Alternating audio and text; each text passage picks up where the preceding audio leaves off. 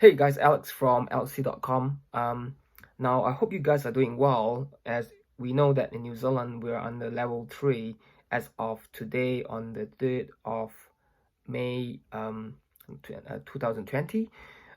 Pretty much like everyone is just working from home and just staying away from commuting to the office, just keeping the numbers down, the counts of new cases for coronavirus. So hope you guys looking after yourself, and we just doing this together to fight through these time of difficulties. Now in the meantime, while I know like because a lot of business we are in the stage of stagnant due to a lot of unforeseen circumstances, things that we can't really do in the market, and most of the business owner move more into the online presence, and so to really move your product sales and market it within such a short amount of time frame is kind of a struggle for certain businesses, especially when it comes to the SME companies.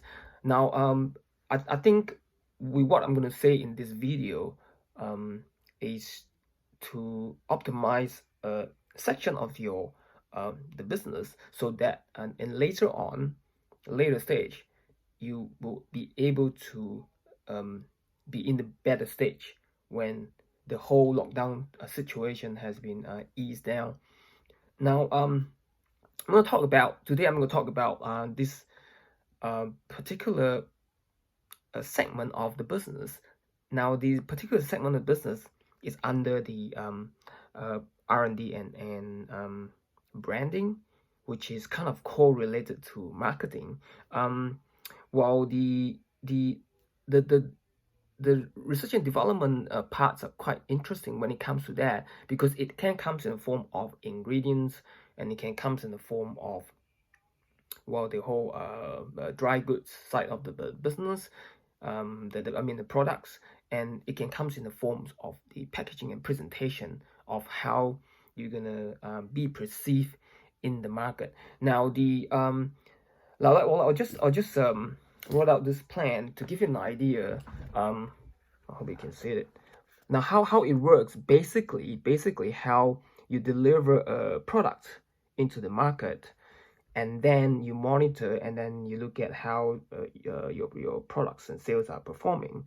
And it usually starts with research and development, which is R&D of the specific products that you wanted to achieve, and that can be a new endeavor to look into the market, or you are a established company that has been going on in New Zealand for over like 20 years or 30 years, and so you might have some of the products have already been established, and the markets are really liking it, and then you're keeping it, that recipe and things that you do as it is, without changing much of it. So you can skip that part, and if you have certain product SKUs that is running and selling well in the market consistently. So when it comes to costing, no, I'm gonna see. So the costing, like the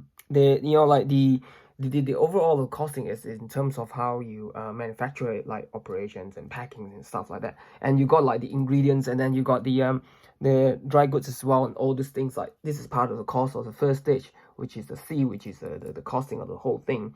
Now, in that part, like, there, when to differentiate in the market with your products, with all the competitors, which is bombarded with all different types of products in the market, in order to stand out, you gotta be able to really define yourself in this stage.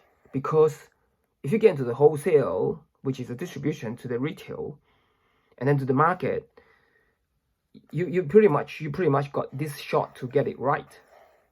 So it's really important that if you were to, this is cycle. See, if you distribute this through your manufacturer and distribute a product through wholesale and retail and to the market, and then the market will give you a response whether it's good or not. So this is a cycle that's keeping it coming back. If your business has been running for, let's say, more than 10 years or 20 years, you will be able to identify somehow in this part, you are able to fine tune it.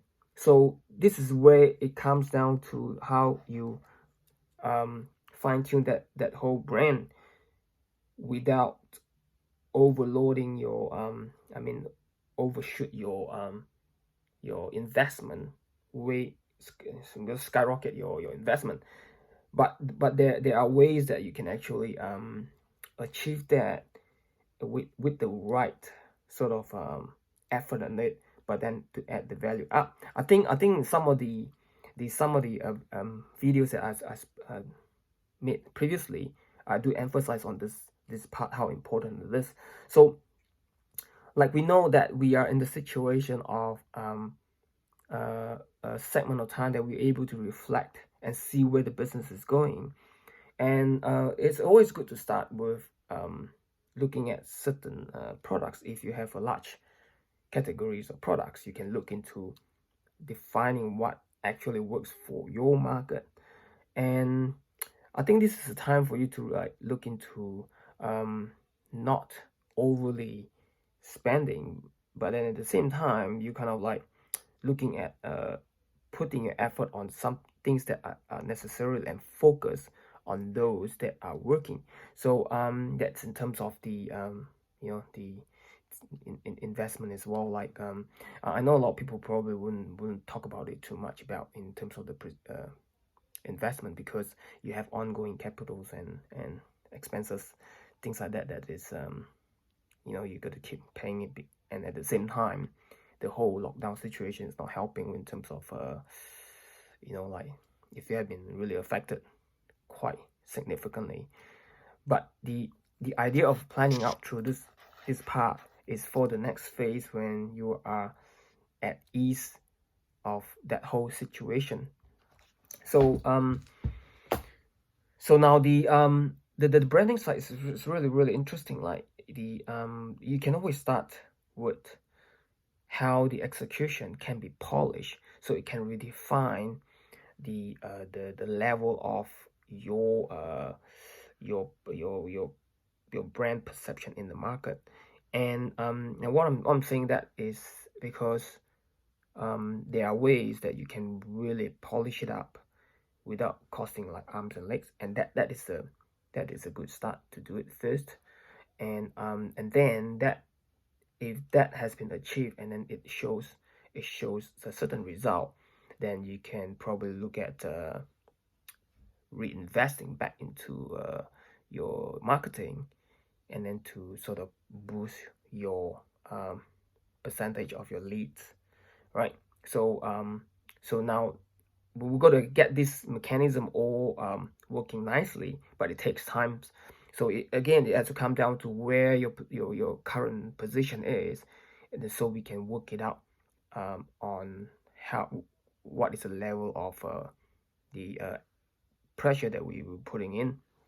So different business have different sort of level of requirements that you can put in and you can't, and it comes down to the affordability as well, in terms of budgeting what is right to reinvest. So we're looking at long term, because again, like if you're in the business of like commodity and not having enough brand value within the market, the chances is going to be kicked out really pretty fast, because we're in the age of high competition, and the pricing is exposed online, and so you gotta somehow strengthening your brand equity within your existing market or your new market.